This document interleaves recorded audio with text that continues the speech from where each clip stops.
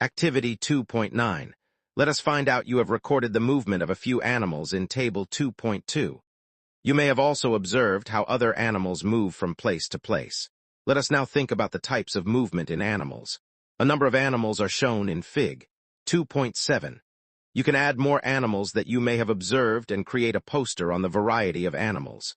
Which body parts are used by the animals in the poster you created and those in Fig. 2.7 for movement. Fig. 2.7. Diversity in animals. List these animals in Table 2.5. Note the ways in which these animals move and name the body parts used for movement. Some examples are given in Table 2.5. Table 2.5. Movements in animals and their body parts involved. What conclusions can you draw from the data given in Table 2.5? Different animals have different types of movement. Animals can fly, run, crawl, walk, hop, or jump, and so on. They use different body parts for moving from one place to another. They may use wings, legs, and other parts that help them to move. Here, we have identified animals based on the types of movement and the body parts used for movement. How can we group animals based on their movements? Additionally, many animals differ from each other in shape, size, structure, color, and other features. Some of these features can also be used to group animals in various ways. Like plants, grouping of animals is important for understanding their diversity. Know a scientist. Janaki Ammal, 1897–1984, was an Indian botanist dedicated to environmental work and helped to document and preserve India's rich plant biodiversity. She played a key role in the Save Silent Valley movement. As the head of the Botanical Survey of India, she initiated programs to document the plant diversity of India. Success story: Save Silent Valley movement. This is a real story of a forest in the Palakkad district of Kerala. It is about preserving untouched beauty of a moist evergreen forest and its rich biodiversity. The now famous Silent Valley was saved by a remarkable movement led by common people who were not even residing in the vicinity of the forest. The battle against the proposal of a hydroelectric dam across the Kunthapaja River persisted for 10 years. At that time, people used all possible available means, such as widespread awareness programs, letters to editors, articles in newspapers, seminars, and petitions and appeals in court. The movement was successful in saving the Silent Valley. 2.3 Plants and animals in different surroundings. You might have observed during nature walks that different animals live in different surroundings.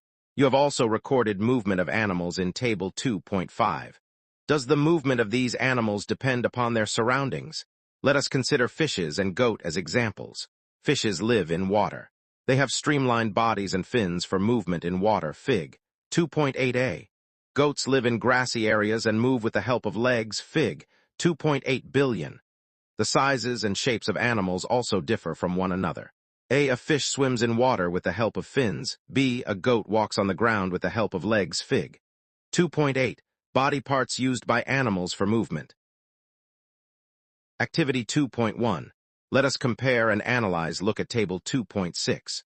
Recreate a similar table on the blackboard. List the names of plants and animals you or your classmates have observed in the regions given in the table or already know about. A few examples are given. You can add more. Table 2.6. Animals and plants found in different surroundings. What are your observations regarding plants and animals found in various regions? Discuss your observations with your classmates. You might observe from Table 2.6 that the plants and animals found in one kind of region are different from those found in another kind of region. During a discussion in the classroom, Alex recalls that he observed cactus plants with thick and fleshy stems in the deserts of Rajasthan. Fig. 2.9. Maya shares that she saw deodar trees in the Himalayas of Himachal Pradesh. Fig. 2.1. These trees are conical in shape and have flexible and sloping branches. Notice that these two types of plants found in different regions are different from each other. Why is it so? Why does the biodiversity of a region vary from that of another? Let us find out. There is very little water available in the deserts. A hot desert is typically very hot during the day and very cold at night. Therefore, you will find plants and animals in these areas that can tolerate and survive both the hot conditions during the day and cold conditions at night. The fleshy stems of plants found in the desert can store water and help them tolerate the hot conditions in these places. The mountains in extremely cold regions experience frequent snowfall. In order to survive in such conditions, some of the trees have the ability to let the snow slide off easily. Conical shape and sloping branches of deodar trees enable them to do so easily. You must have understood by now that the biodiversity varies from region to region because of diverse conditions. Look at the images of a camel from the hot desert of Rajasthan, Fig. 2.11, and a camel from the cold desert of Ladakh, Fig. 2.12. What are the differences you observe between them? What advantages do these differences provide to these camels? Fig. 2.11, a camel living in the hot desert of Rajasthan, Fig. 2.12, a camel living in the cold desert of Ladakh. The camel of the hot desert has long legs with wide hooves. Alex shares that his grandmother told him that the long legs and wide hooves help these camels to walk on the sandy desert without sinking into the sand. On the other hand, the height and legs of camels of a cold desert are comparatively shorter than those found in a hot desert. These short legs allow them to walk easily in mountainous regions. In deserts, food is not available easily. Camels store food in their humps. Camels found in the hot desert have one hump each that helps them to survive during the scarcity of food. Camels found in the cold desert have two humps each. These two humps shrink in late winters because there is not much food available in the cold desert, and they have to use food stored in their humps during that time. Moreover, they grow long hair from head to neck, which help them survive the cold winters of Ladakh. What other features can help camels to survive in the desert? Other students also start sharing their observations. Kashi from Rajasthan says that camels excrete small amounts of urine, their dung is dry, and they do not sweat. As camels do not lose much water from their bodies, they can survive for many days without drinking water. Maya talks about seeing plants with beautiful bright flowers, rhododendrons, in the Shola forests of Nilgiris. Here, rhododendrons are of shorter height and have smaller leaves to survive through the heavy winds on mountain tops. However, Pema, who is from Sikkim, mentions that she has observed rhododendrons in the nearby mountains to be taller, Fig. 2.13. So, even plants such as rhododendrons may exhibit different features in different regions to survive the conditions of those regions. Sagar tells his classmates that he went to the Andaman and Nicobar Islands with his parents for a special event. He saw huge whales and colorful fish in the ocean. His father explained that the streamlined body of fish helps them to swim in water. We have learnt that the plants and animals living in a particular region have special features that make them fit to survive there. The special features that enable plants and animals to survive in a particular region are called adaptations. The shape of the deodar tree and the height of the rhododendron are adaptations that enable them to survive in the mountainous regions. The place where plants and animals live is called their habitat. For example, the habitat of sea turtles is the sea or the ocean. The habitat of a camel is the hot or the cold desert, and the habitat of a rhododendron is the mountains.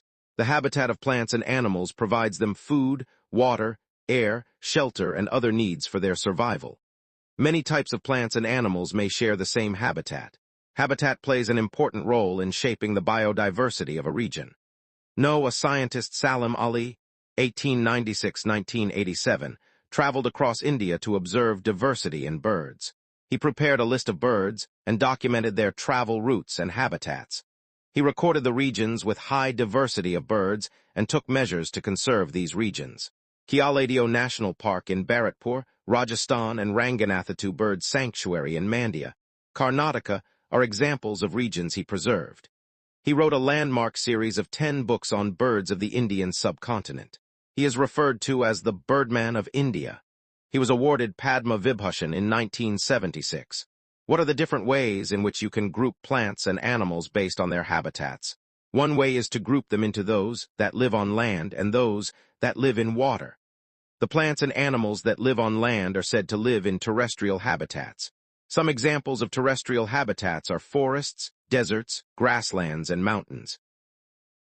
The plants and animals that live in water are said to live in aquatic habitats. Some examples of aquatic habitats are ponds, lakes, rivers, and oceans. Some animals, such as frogs, can live in water as well as on land. These are called amphibians. What would happen if the habitat of a plant or an animal is damaged? What would happen if a goat does not get grass to eat? Can a fish survive without water?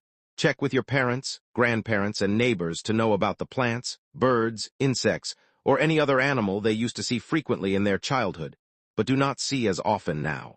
These changes often happen when habitats are damaged. The damage to habitats of plants and animals results in loss of their homes, food, and other resources. This leads to the loss of biodiversity. Do you know? The population of the Bengal tiger, cheetah, and great Indian bustard has declined in India due to loss of natural habitats caused by human activities. The government of India has initiated several projects to conserve our biodiversity. Project Tiger was initiated in 1973 to protect the declining population of the Bengal tiger. The Cheetah Reintroduction Project was initiated in 2022 to restore the population of the cheetah. Similarly, habitats of the great Indian bustards have been declared as protected areas in the states of Gujarat, Rajasthan, and Maharashtra. More to know, traditionally protected forests. Sacred groves are undisturbed patches of forests. Their sizes may vary from quite small to very large. Sacred groves are found all over India. They are home to different kinds of plants and animals, including numerous medicinal plants.